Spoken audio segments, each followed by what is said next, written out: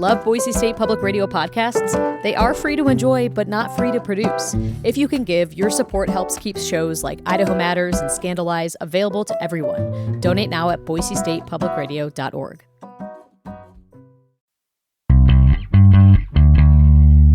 More Idaho Matters now from the studios of Boise State Public Radio News. I'm Gemma Cadet. In recent months, the topic of immigration has taken over headlines, prompting a wide debate on the issue. And though it is not a new conversation, it is an important one, which is why the Sun Valley Museum of Art is exploring migration in its upcoming exhibition series titled Landscapes on Migration. So joining us now to talk more about the exhibit is Assistant Director and Curator at the Sun Valley Museum of Art, Courtney Gilbert. Hi, Courtney.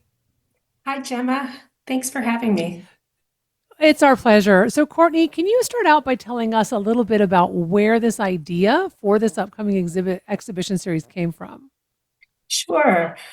So a few years ago, I started thinking about doing a 3-part series around the idea of migrations. And initially, I thought it would kind of look at different kinds of not only human migrations, but also animal and plant migrations. I think those issues are particularly of relevance here in Idaho, where we're dealing with invasive species and things like that. But I wound up bringing together a group of curators from across the country for a 3-day convening. And together we kind of mulled over possible artists and topics and different ways of framing the conversation. And we kept realizing that there were so many kind of interesting ways to think about human migration to and within the Americas, a lot of those historical, that would help that there was enough material to really fill 3 exhibitions talking about these ideas through different lenses. And so the lenses that we landed on were mapping, which is the first exhibition, the idea of mending and cultural repair, and what traditions people bring with them, what they leave behind, and then memory and sort of history is the third lens. And I'm actually working with one of the curators that I brought. Her name is Erin Joyce. She's based in Arizona, and she's curating that third one on memory and co-curating the mending exhibition. So why did you decide to make it a 3-part series? Well, I feel like increasingly we're really trying to tie our public programming to our exhibitions.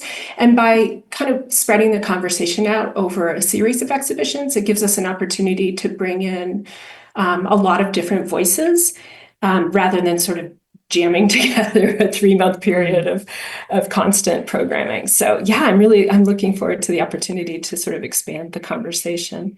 And again, there was so much interesting material out there.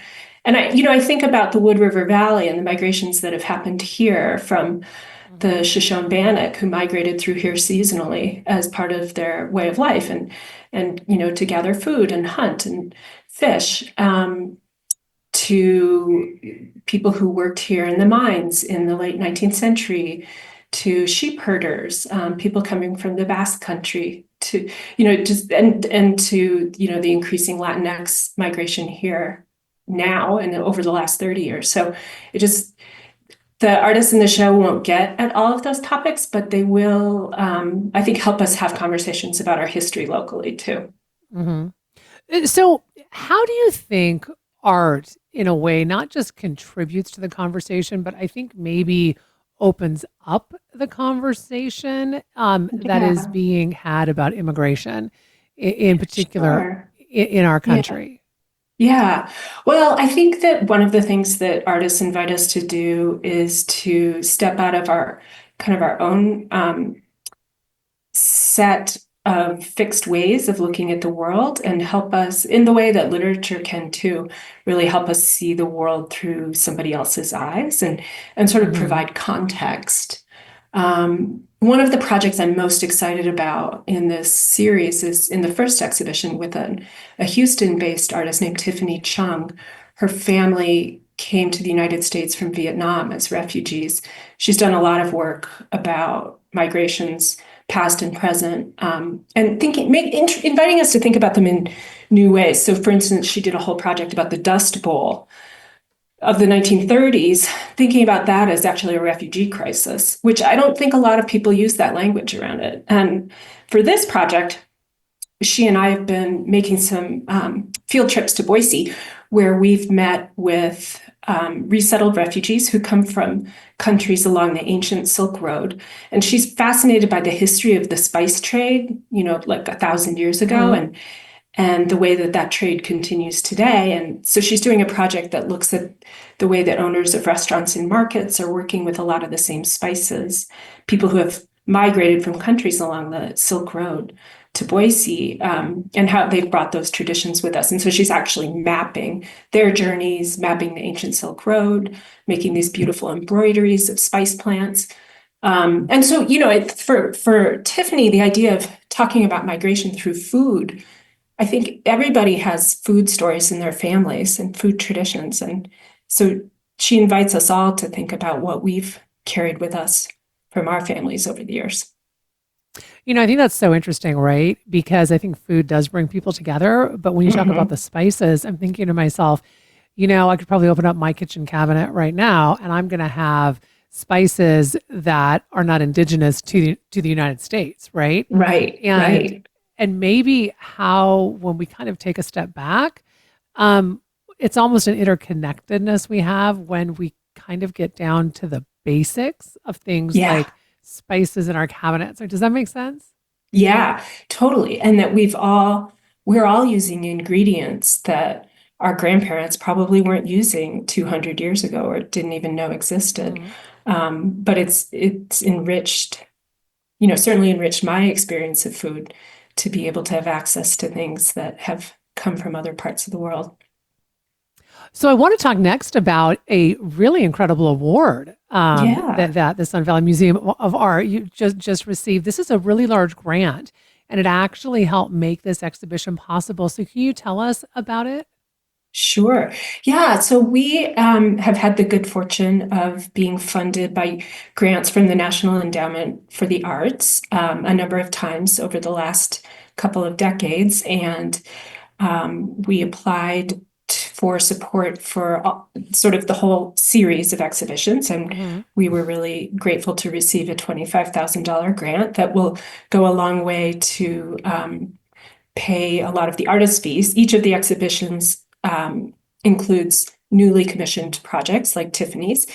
And so, we're just thrilled that they were able to support the project and help make it possible for us to work with artists from all over the country. So why is it essential to make sure that these projects like this remain accessible to the public and to anyone in the public?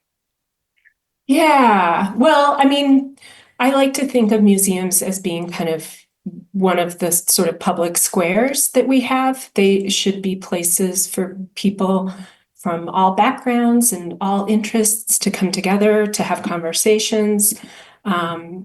We here at the museum, we do a huge number of school tours and bring students in from all over Blaine County to look at art and talk about art and make art. So, museums are ideally places where people might encounter new ideas that may or may not challenge their pre-existing beliefs, but invite them to kind of contemplate new ideas and to share those with their family and friends. I think that all of the art, I find that art often creates beautiful spaces for those conversations, that underneath the beauty of art can be complex ideas. And so people can approach it on whatever level they want to bring to the work. So what do you hope that people will walk away from when they come to this exhibit? Well, a lot of the work is actually sort of about migrations past within the American West, but also in other parts of the country and in North America. And so I hope that people will walk away from each of the shows with sort of a deeper knowledge maybe of the different ways that all kinds of migration patterns, everything from the Dust Bowl to the migration that we see today, have shaped the history of this country, but also where we are right now and who we are as a people. Before I let you go, do you have an opening date for the exhibit? Yeah, the first exhibition, which we're tentatively calling Uncharted, Mapping Migrations, opens April 11th, and that will run to June. And then in June, we're opening an exhibition that works with the idea of mending, which will run until early September when the memory exhibition opens. So we'll have lots of opportunities for people to come see it. Yeah. It certainly sounds like it. And I want to thank you so much, Courtney, for taking time with us today. We've been speaking with Courtney Gilbert. She is the assistant director and curator at the Sun Valley Museum of Art. We've been talking about the museum's upcoming exhibition series, Landscapes on Migration. I'm Gemma Gaudette, and this is Idaho Matters.